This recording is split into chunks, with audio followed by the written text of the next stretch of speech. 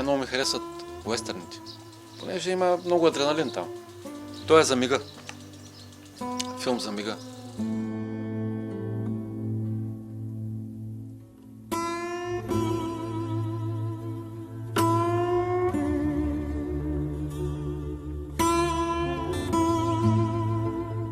Беше на 17 март 2012 година. Бях в една компания вечерта. Пинахме, хапнахме.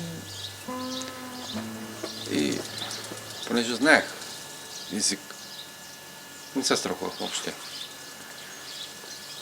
Тръгнах от Ямбол в 4 часа сутринта. Стигнах на Елхово, на околовръстното.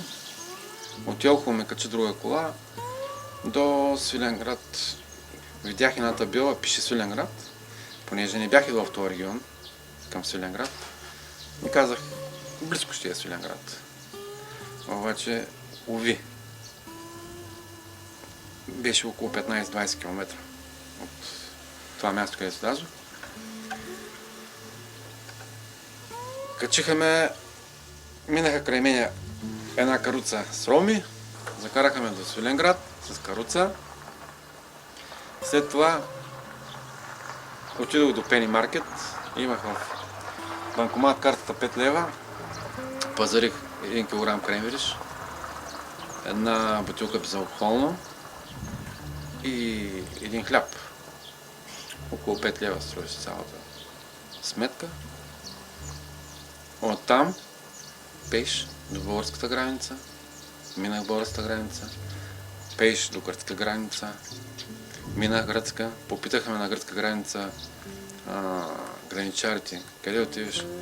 Аз им казах, отговорих им до първото село, понеже не знаех къде отивам.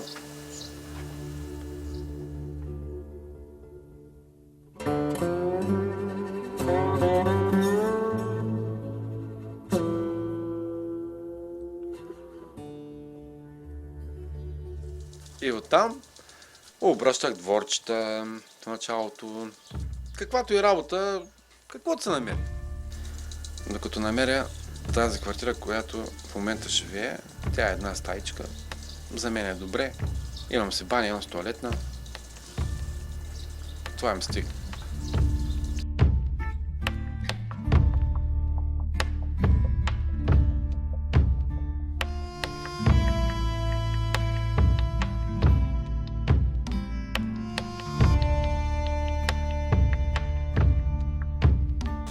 В България нямам дом. Нямам. Имам приятели. Нямам дом.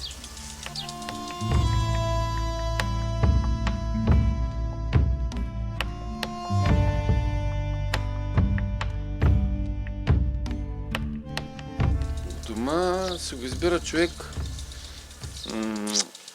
според обстоятелствата.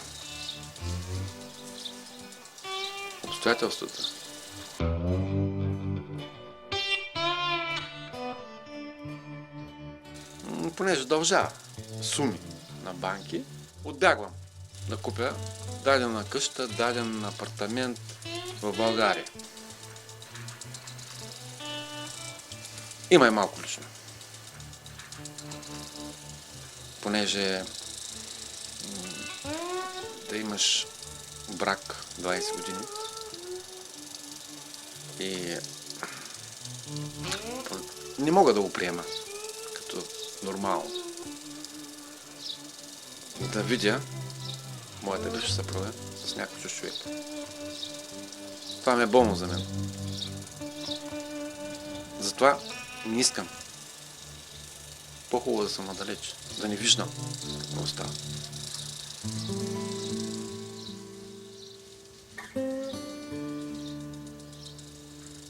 Имах един момент, когато имах средства, може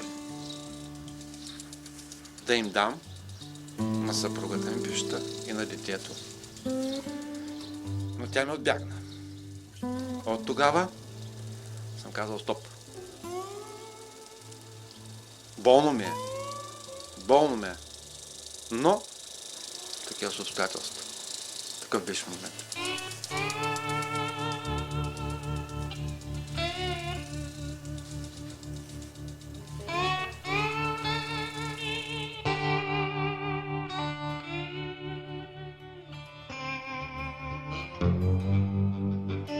Ще живеят под наем, но като мога. Страха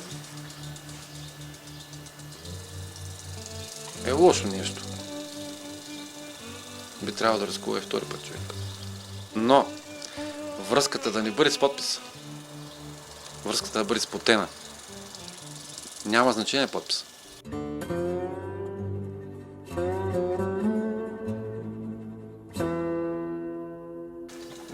Станах уверен, това е най-сигурната работа.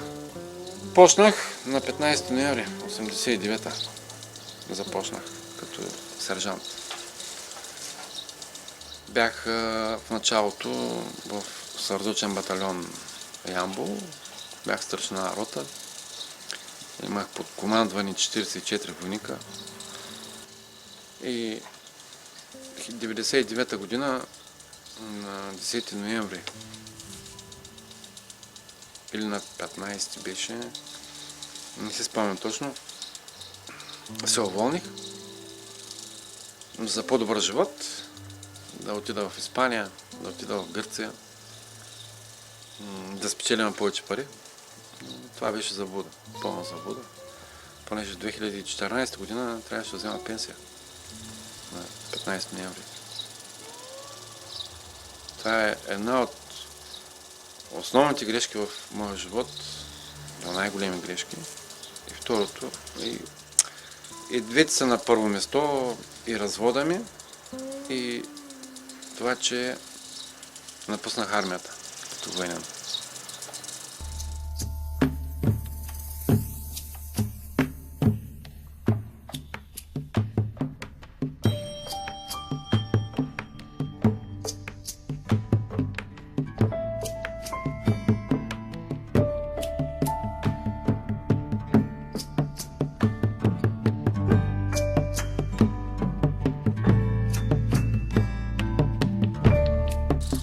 Стана случайно в този живот. За мен, аз така го възприемам, всичко е случайно. Това ми харесва на мен. Рисковите. Искам да се бъда емигрант. Това ми харесва повече.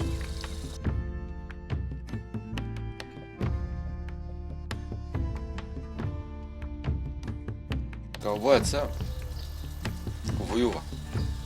Воюва, но за в момента. Завоюва някаква чест. Извоюва ли тази чест, после има уважение навсякъде.